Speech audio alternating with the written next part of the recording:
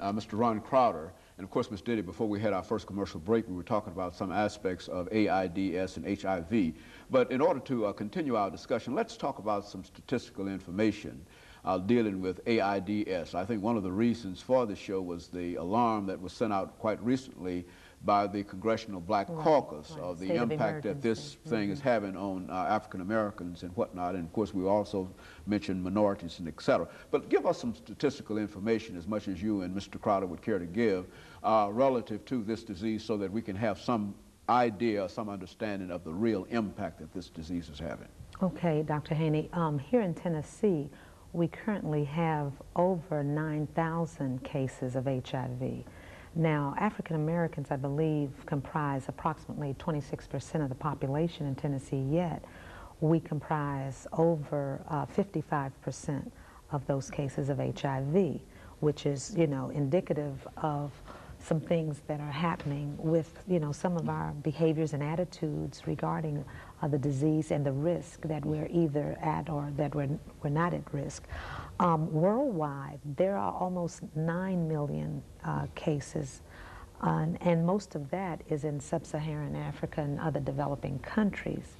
When you think about issues pertaining to women with AIDS, it's nearly 80% of the women who are infected are African American and Latino.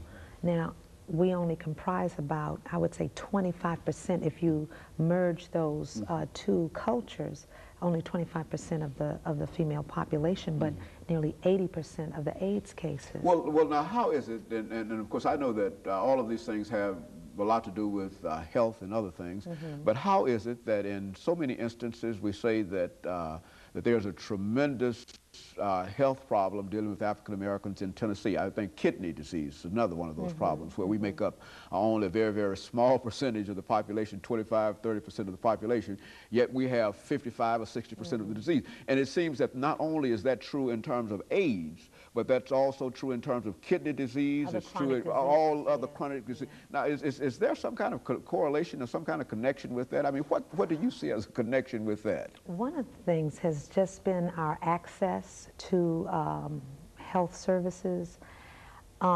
We sometimes, unfortunately, have been very crisis-oriented. And so if it's not pain-related, if it's not hurting, if I don't look sick or feel sick, I'm not going to go in to deal with, you know, the medical intervention. And that even impacts on our whole issue of testing. Right. What would you say about the testing? And it's the same thing with HIV and AIDS. You know, the fact that a person doesn't look sick, feel sick, you know, we as African Americans, we've only ever went to seek health care, not as a preventive method, but as we got sick. And, you know, we just grow up that way. You know, in my time, the only time you ever went to the hospital was when you were sick. And that is embedded in us as African Americans. And that's